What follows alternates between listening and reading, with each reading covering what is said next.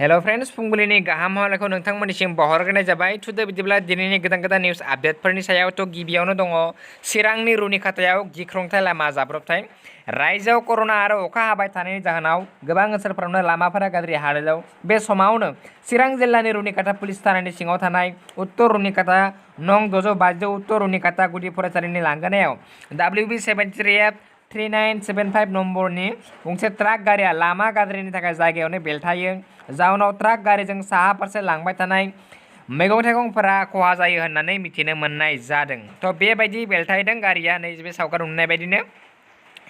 थ' बेनो जोङो दिनै माने मैया XNDF वेलफेयार ससाइटिनि बानजायनायाव रन्जन दैमारि बिथांखौ जेलनिफ्राय उदां खालामनांगौ होननानै धरना होदों। बे हाबाफारियाव XNDF वेलफेयार ससाइटिजों लोगोसे बेंगली टाइगार फर्सआबो बाहागो लाफायो। थ' रन्जन दैमारि बिथांखौ जेलनिफ्राय थाबैनो उदां खालामनांगौ होननानै आसाम सरकार आरो भारत सरकारखौ खावलायो। लोगोसेनो NDFB केडारफोरखौ थाबैनो हगारनांगौ होननानै धरना होयो। NDFBनि केडारफोरखौ थाबैनो जेलनिफ्राय उदां खालामाब्ला उननि समाव बेनिख्रुइ गोख्रोंसिन सोमावसारनायनि हाबाफारि लागोन होननानै XNDFB बिथांमोना खौरांगिरिनि सिगाङाव फोरमायो। नोंथांमोनाबो भिडिअ क्लिपखौ नायनानै लाग्रोदो। दिनैनि नैबे जोंनि धरना प्रग्रामनि गेजेरजों जों बेखौनो मोनथिहोनो सानो जे थांनाय जानुवारि 27 तारिखआव NDFBजों लोगोसे भारत सरकार आरो आसाम सरकारा मोनसे एकर्ड खालामबाय जाय एकर्डखौ BTR एकर्ड होननानै मुंख'नाय जादों आरो नरेन्द्र मदि बिथाङा PM नरेन्द्र मदि बिथाङा जोंनि BTC हालामाव फैनानै बे सुक्तिया मोनसे गोजोन सुक्ति होननानै घोषणा खालामनानै गालांदों। बे हिसाबै बिनिनो सासे सागोनगिरि BTRनिनो सासे सागोनगिरि रन्जन दैमारि बिथाङा दिनैसिम नाथाय जोबथेसालियाव जोबजानानै दङ। दा सान्ति सुक्ति होननानै सिगनेचार होनाय सासे मानसिया जोबथेसालियाव जोबजानानै थायोब्ला अब्ला बिनियाव गोजोननाया बहा थाखो बेखौनो जोङो दिनै रायजो राजानि गेजेराव सोंनोबो इच्छा खालामदों आरो जों NDFBनिफ्राय जानानै गोसो गोरबोनिफ्राय दुखु फोरमायनो इच्छा खालामदों। जायफोरा जों जेसेबांखिनि आफादजों लोगो नांनानै BTR सुक्तिखौ खालामबाय नाथाय खालामखांनायनि उनाव बिनिनो सासे सागोनगिरिया रन्जन दैमारि बिथां सारा जोबथेसालियाव थानांनायनि उनावबो सागोनगिरि बिथांमोना दिनैसिम फंसेबो बाथ्रा बुङाखै। रन्जन दैमारि सारा जोबथेसालिनिफ्राय गनांगौ होननानै फंसेबो रावबो लिडारनिफ्राय जोङो बाथ्रा फंसेबो खोनानो मोनाखै। बे बर' जाथिनि थाखाय अतित लाजिनांथाव आरो दुखु गोनां बाथ्रा बियो। बिनिखाय जोङो खावलायनो इच्छा खालामो गासै रायजो राजा नोंथांमोनजों लोगोसे जे रन्जन दैमारि सारखौ गहोनायनि थाखाय नोंथांमोना अरायसम आर'जबो गाबनांगौ। बेजोंनो लोगोसे आसाम सरकार आरो भारत सरकारखौ जोङो खावलायनो इच्छा खालामो जिहेतु जोंनि गेजेराव हान्थिया गैया जादों। दिनै हान्थिनि सुक्ति होननानै BTCखौ एकर्ड खालामबाय जिहेतु जों BTRखौ एकर्ड खालामबाय जिहेतु जोंनि गेजेराव रन्जन दैमारि सारा मुकुलि जायोब्लासो जेलनिफ्राय गबोयोब्लासो जोंनि गेजेराव सान्थिया फैगोन। बेखौनो जोङो आखा आरो मिजिं लाखिदों। आसाम आरो भारत गभर्नमेन्टखौ जोङो खुथारि खावलायो जे रन्जन दैमारि सारखौ जिमान हायो थाबैनो जेलनि जोबथेसालिनिफ्राय सख'नांगौ।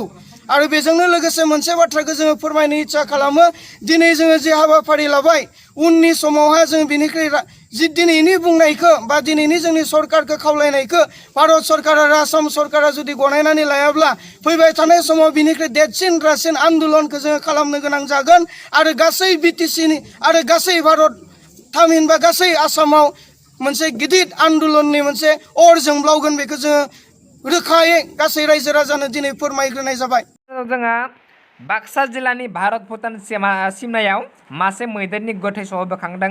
बगामाथि दावराय जाहारनि सानजाहा गावाबारि गामिनि लामा सेराव गोथै मैदेरनि सहखौ गामिनि रायजो राजाफोरा नुनानै हाग्रा बिफाननो खौरां हरो। लोगोसे जाथाय जानाय जायगायाव सुवापुर पुलिस थानायनि OCजों लोगोसे हाग्रा बिफाननि सोद्रोमाफोरा नुजाथिहैदों। थ' बेबायदि थेंना थादों मासे मैदेर बाक्सा जिल्लायाव।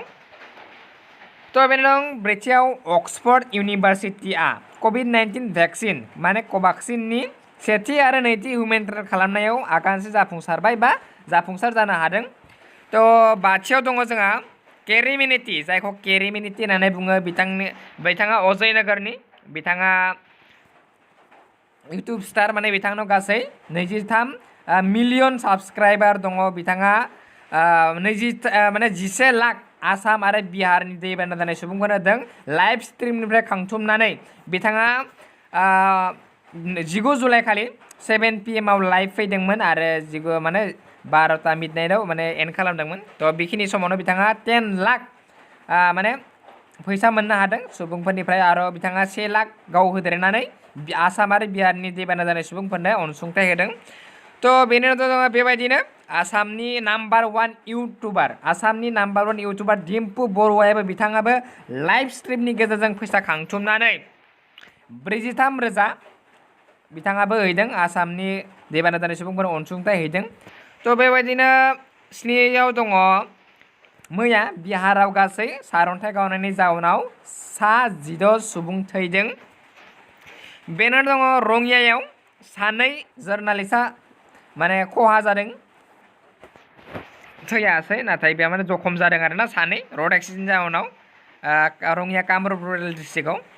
थ' बे 9थियाव दङ जोंहा दिसपुर MLA अतुल बरा कभिड पजिटिभ मोननाय जादों बिथांनि देहायाव।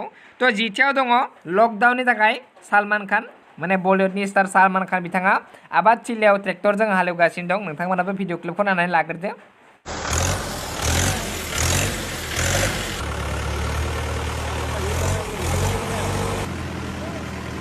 11 नाम्बार दङ गासै भारतावनो लकडाउन, गासै फरायसालिफोरा बन्द, नाथाय बेनि गेजेरावनो गंसे फरायसालिया सरकारनि जेबो आयेन मानियालासे माने क्लास लागासिनो दङ। दा बे फरायसालिया नलबारिनि नालन्दा बिद्यालय, बिथांमोना जेबो सरकारनि आयेन मानियालासे क्लास लागासिनो दङ। थ' 12आव दङ मैया माने लकेल रेस्टुरेन्ट येल' माने मैया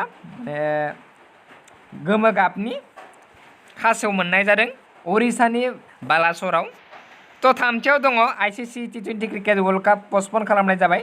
थ' बे जानो गोनांमोन नभेम्बरनि 19 माने अक्ट'बरनि 19निफ्राय नभेम्बरनि 15 तारिखसिम जानो गोनांमोन 2020आव, नाथाय बेखौ पस्टपन खालामबाय। दा बे हमजादों नेक्स्ट इयारनि माने 2021 मायथाइनि मार्च अक्ट'बर आरो नभेम्बराव लानाय जासिगोन होनना बुंनाय जादों। थ' दासिम मैया माने पेसेन्ट डिसचार्ज हगारनाय जादों आसामाव 1072 आरो एक्टिभ जादों गासै 1093 निउ कजना। बेनि उनाव बेनि मादाव फ्रम गुवाहाटि स्टेटनिफ्राय 448 मोननाय जादों।